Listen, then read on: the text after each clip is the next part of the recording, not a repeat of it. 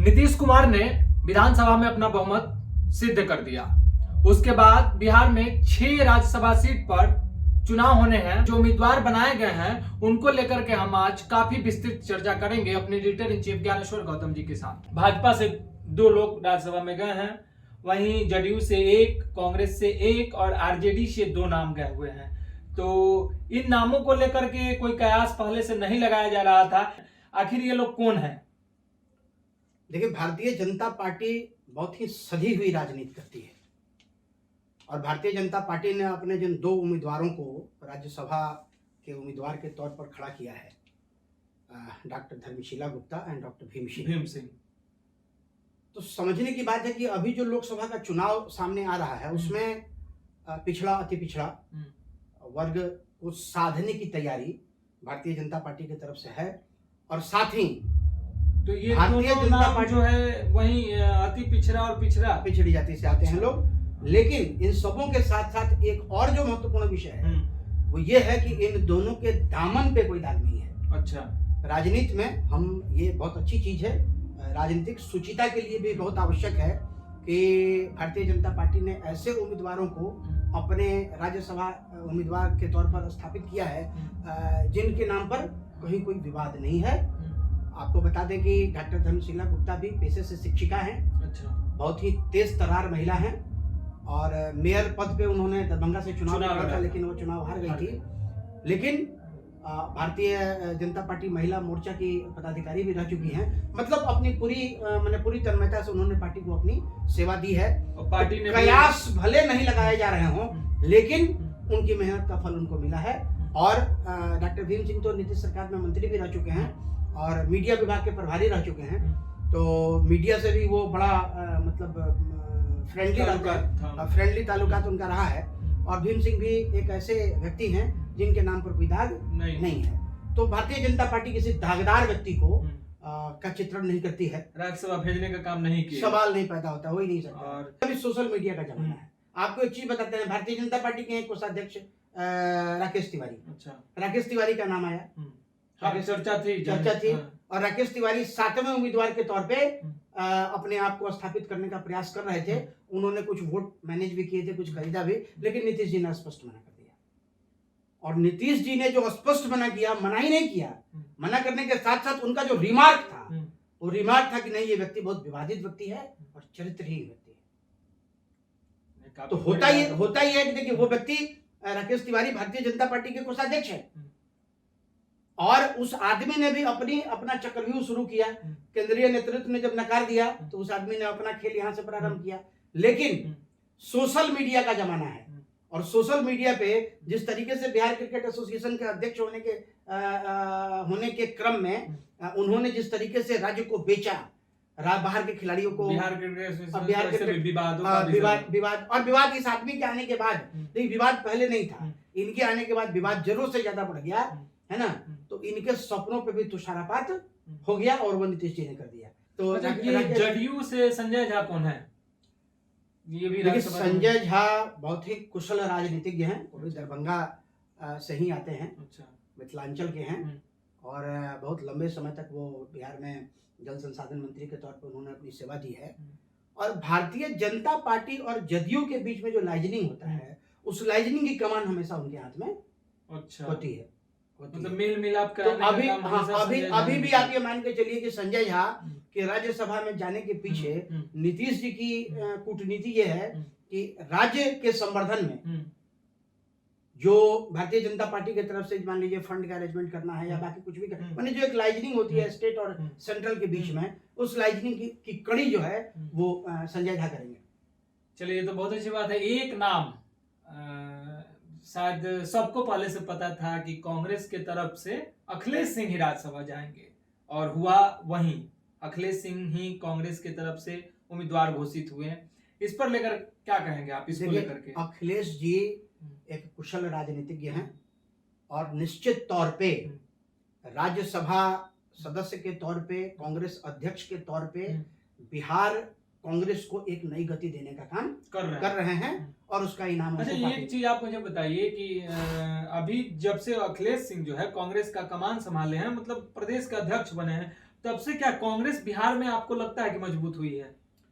देखिए, कांग्रेस की मजबूती का सबसे, आपको क्या लगता है कि अखिलेश सिंह अगर नहीं होते तो कांग्रेस के जो 19 विधायक थे, है ना, उन 19 विधायकों में टूट निश्चित तौर पे हो जाती। अखिलेश सिंह के व्यक्तित्व की वजह से अखिलेश सिंह ने सारे जो विधायक हैं उनको एक सूत्र में पिरो के और कांग्रेस के साथ उनको खड़ा रखा, जबकि आपको बता दें कि करोड़ों रुपए के ऑफर थे, टिकट का भी ऑफर था, लेकिन बावजूद इसके उनके विधायक नहीं टूटे।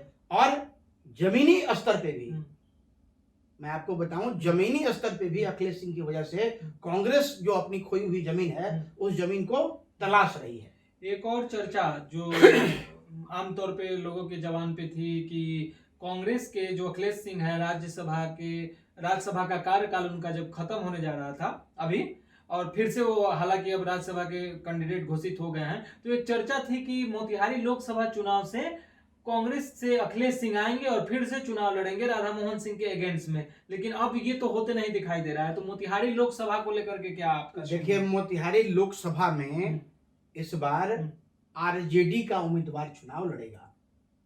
अच्छा, एकदम तय मान के चलिए। और आरजेडी का जो भी उम्मीदवार होगा वो भूमिहार जाति से होगा, ये भी तय मान लीजिए।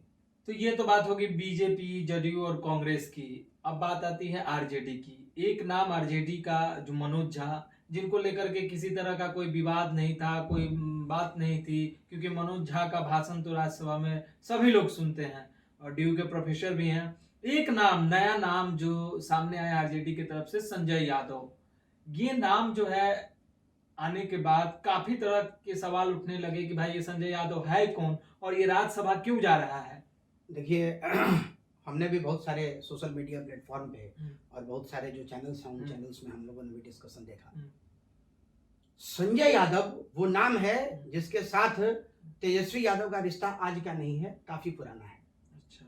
और पिछले विधानसभा चुनाव में तेजस्वी यादव की जो कमान थी उनके राजनीति की, उस कमान को संजय यादव ने थाम रखा था। संजय यादव एक बहुत ही सुलझा हुआ व्यक्ति है और राजनीति की बहुत अच्छी समझ रखने वाला व्यक्ति है। मैं आपको बताऊं कि वर्तमान समय में मैंने बहुत सारे चैनल्स को देखा है कि मुसलमान को कैंडिडेट क्यों नहीं बनाया, MY समीकरण फिसल जाएगा। दरअसल कुछ नहीं होगा। मैं घोषणा आज फिर करता हूं कि 2025 में तेजस्वी यादव को मुख्यमंत्री बनने से कोई रोक नहीं सकता है। ये आप किस आधार पे कह रहे हैं? देखिए, उसका आधार है ना, उसका आधार ये है, एक तो तेजस्वी यादव की मैच्योरिटी। तेजस्वी यादव का समर्थन सिर्फ यादव में नहीं है या मुसलमानों में नहीं। अभी आपने कहा माई समीकरण की बात, तो राज्यसभा के जैसे 2 कैंडिडेट गए हैं उसमें माई समीकरण को इग्नोर कर दिया गया है। माई समीकरण को इग्नोर कर दिया गया है। तो आपको क्या लगता है कि आने वाले विधानसभा चुनाव में माई समीकरण का सपोर्ट जो है मिलेगा? अच्छा, एक बात मुझे बताइए, मुसलमान कहाँ वोट करेंगे? जो नरेंद्र मोदी को पराजित करेगा। कौन पराजित करेगा बिहार में? सीधी लड़ाई एनडीए और आरजेडी के बीच में होगी, इंडी गठबंधन के बीच में होगी। रिमार्केबल बात है आपकी, ठीक है, सीधा की सीधी। और मुसलमान वोट का 99.9% वोट मजबूरी में हो या समर्थन से हो, वो आरजेडी की तरफ जाएगा। अगला जो विधानसभा होगा, अगले विधानसभा में तेजस्वी को मुख्यमंत्री बनने से कोई नहीं रोक सकता है। और ये समीकरण और ज्यादा प्रगाढ़ हो जाएगा। आप 100 की जगह 200% कह सकते हैं यदि चिराग पासवान का साथ मिल जाए। अच्छा, ये आपको क्या लगता है कि चिराग तेजस्वी के साथ जाएंगे? देखिए, राजनीति में ये कहना बड़ा मुश्किल है, क्योंकि भारतीय जनता पार्टी महबूबा मुफ्ती के साथ मिलकर वो सरकार अपनी बना सकते हैं। तो राजनीति में किसी, अच्छा, ये राजनीति में ये बात आप बोल रहे हैं, चिराग पासवान का जो अभी फ्यूचर है बिहार के राजनीति में, मुझे लगता है कि क्लियर नहीं है।